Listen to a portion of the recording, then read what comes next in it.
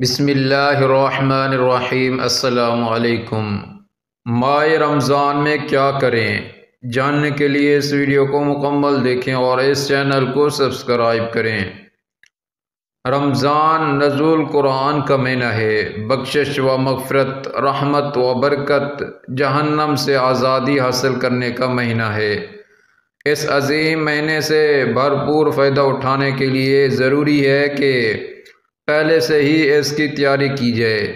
رسول صلی اللہ علیہ وسلم رمضان کے بعد سب سے زیادہ روزے ماہ شعبان میں رکھا کرتے تھے۔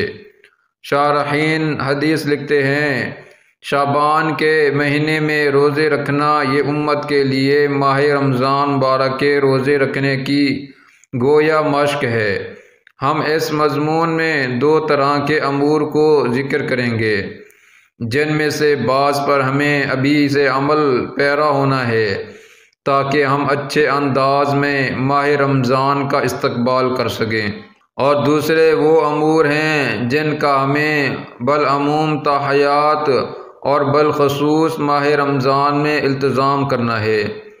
اللہ پاک ہی کی طرف سے توفیق ہے۔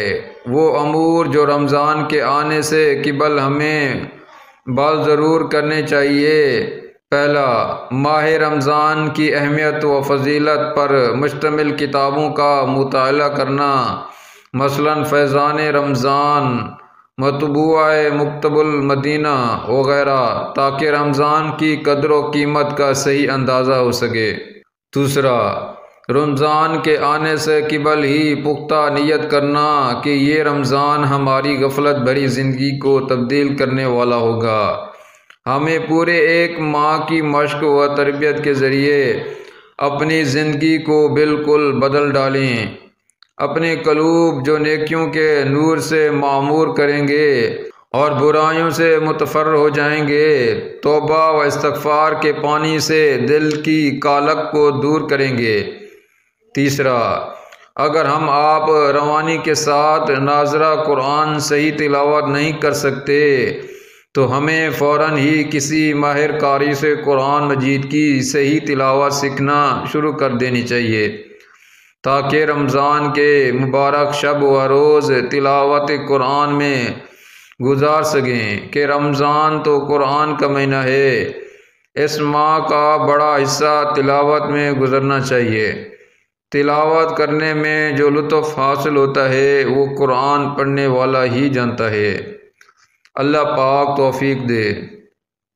رمضان میں بالخصوص ذہن و دل عبادت ہی کی طرف لگا رہے، اس لیے رمضان کے آنے سے قبل ہی گھر کا سودا سلف بلکہ عید وغیرہ کے حوالے سے بھی اپنی تیاری کر لیں، تاکہ رمضان کا قیمتی ترین وقت بازار کی غفلت بھری رونقوں میں برباد نہ ہو، اور ماہ رمضان میں مکمل یکسوئی اور اطمینان سے اللہ پاک کی عبادت ہو۔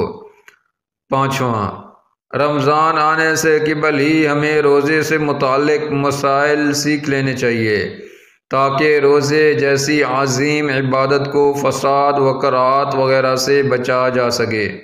اللہ پاک کے ساتھ بندگی کا تعلق مضبوط کرنے کے لیے حقوق اللہ کے ساتھ حقوق العباد کو ادا کرنا بھی ضروری ہے۔ ماہ رمضان کے آنے سے قبل ہی اگر ذمے پر کسی کا قرضہ ہے اور مال موجود ہے تو فوراً قرضہ ادا کریں۔ اپنے مال کے ذریعے بالخصوص اپنے کمزور غریب قرابت داروں، پڑوسیوں وغیرہ کی بالخصوص معاونت کریں۔ سوشل میڈیا کے غلط استعمال کا ترک، ماہ رمضان کے آنے کا انتظار نہ کریں۔ خدا نخواستہ سوشل نیٹ ورک کے ذریعے اگر ناجائز دوستیاں چل رہی ہیں تو اس سے پکی سچی توبہ کر لیں اور پختہ نیت کر لیں کہ اب تا حیات موبائل کو، کمپیوٹر وغیرہ کا غلط استعمال نہیں کریں گے۔ ماہ رمضان کے بارے میں مفتی ظہورعلی خان مرحوم رحمۃ اللہ کا بیان بھی ملاحظہ فرمائیے۔ رمضان میں کیے جانے والے بعض اہم کاموں کا ذکر۔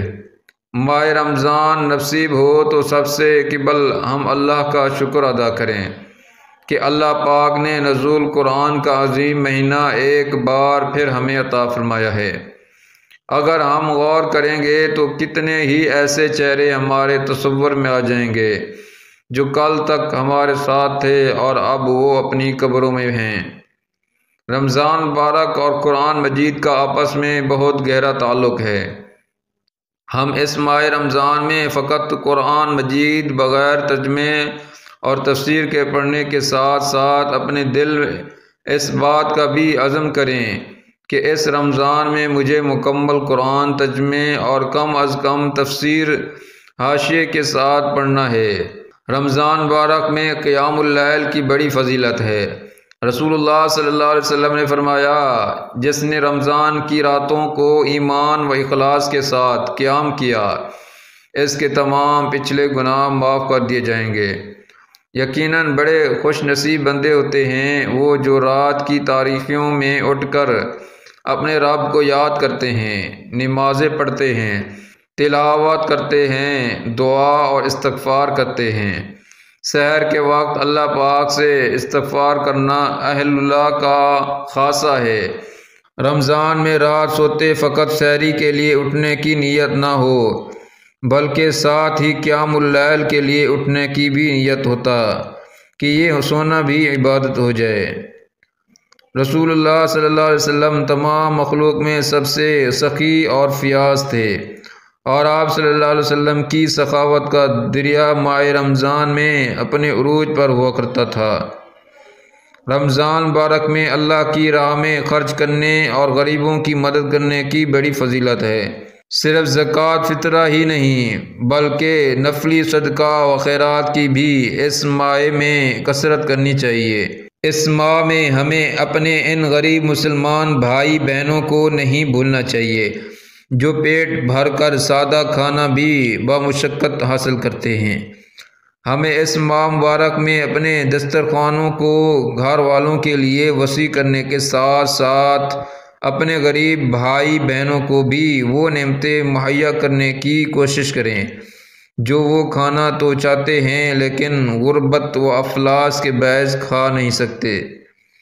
ماہ رمضان اور اللہ کا قرآن بندہ مومن کے نفس کا تزکیہ کرتے ہیں۔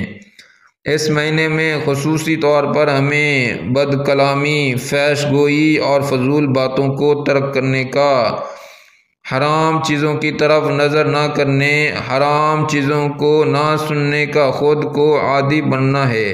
کہیں ایسا نہ ہو رمضان کی حرمت کے پیش نظر حالت روزہ میں اللہ پاک کی حلال کردہ چیزوں کو تو ہم ترک کر رہے ہوں، دن بھر بھوک پیاس برداشت کر رہے ہوں، لیکن غیبت، چغلی، بد نگاہی وغیرہ ان گناہوں میں مبتلا رہیں جنہیں اللہ پاک نے ہر حال میں حرام قرار دیا ہے۔ رمضان المبارک کی ہر ساعت رحمت و بخشش بھری ہوتی ہے۔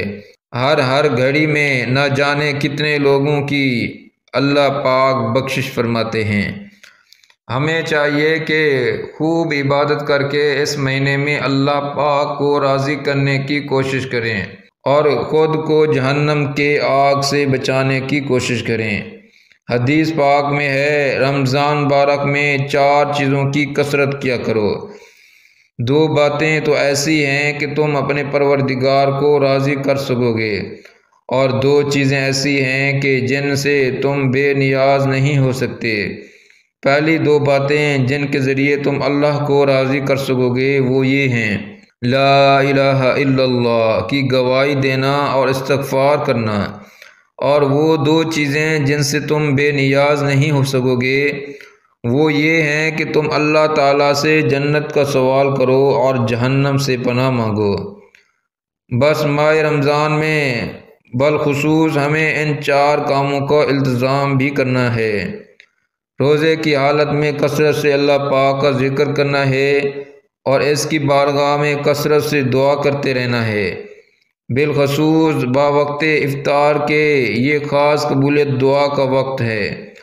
رسول اللہ صلی اللہ علیہ وسلم نے فرمایا، بے شک اللہ تعالیٰ رمضان کی راتوں اور دنوں میں لوگوں کو جہنم کی آگ سے آزاد فرماتے ہیں، اور ان آزاد ہونے والوں میں سے ہر ایک کے لیے ایک مقبول دعا ہوتی ہے۔ بالخصوص ہم اس دعا کو بھی اپنے دیگر دعاؤں میں شامل رکھیں کہ اللہ پاک ہمیں رمضان کے بعد بھی نیک اعمال پر استقامت دے۔ اللہ پاک اس رمضان کو ہماری بخشش و مغفرت کا سبب بنائے۔ وما ذلک علی اللہ بعزیز، اور یہ اللہ کے لیے کچھ بھی مشکل نہیں۔ اس ویڈیو کو لائک کریں، شیئر کریں اور اس چینل کو سبسکرائب کریں۔ جزاکم اللہ خیرا۔